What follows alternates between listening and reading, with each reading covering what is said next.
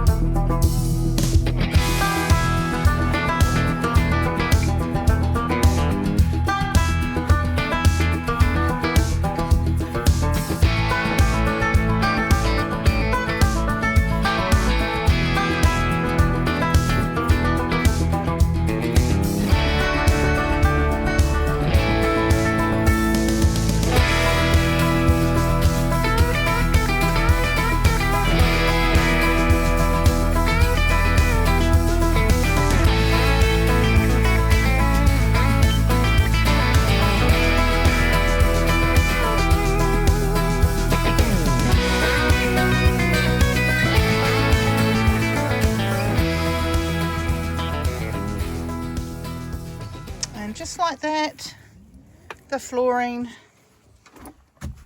is done. Yay. And I laid it myself. I quite like it with against the cupboards there. Very good. Valley for a chocolate experience, if anything. See the one, and just to take the bus for a bit of a drive and just make sure everything's tickety-boo before I take it off on a bigger journey. And just getting used to driving it. Even though I've set my license, I've passed, but just not used to driving it, so just trying to get used to that. So yeah, let's do that. Let's go for a trip to the Swamp Valley, visit a winery, see some chocolate.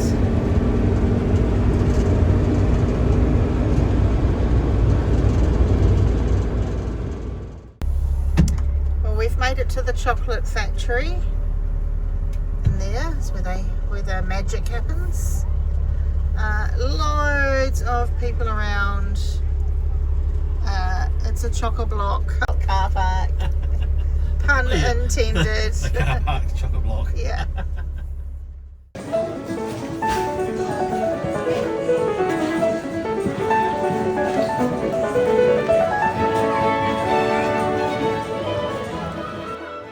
Thanks so much for coming along in this journey with this redecoration of the bus. We're nearly there. I was supposed to do a video about where I'm going to go, but to be honest, I don't know where I'm going to go just yet.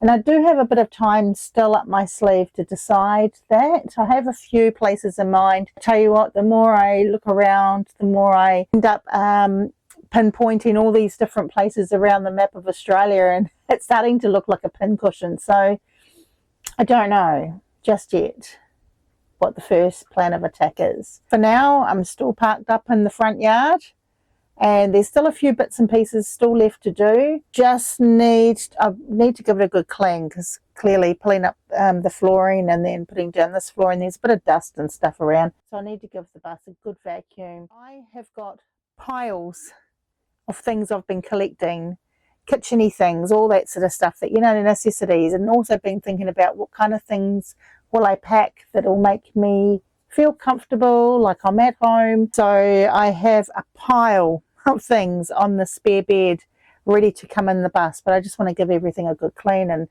clearly unbox everything and give it a wash before I put it in the cupboard. So that's the next thing to do. The other next thing to do is I may still take it into the caravan shop. The gas flow isn't the best, so I may improve the gas flow. Probably going to get better side mirrors. I feel that's important. They're the original mirrors and they're a bit poxy and they move and things, so I'll probably get some proper side mirrors, really good ones. And the awning, there is a clip in the awning that needs fixing. So just those three things. I had a list of things that I was thinking of doing, but it was getting kind of expensive, so I thought I'll do what's most important now.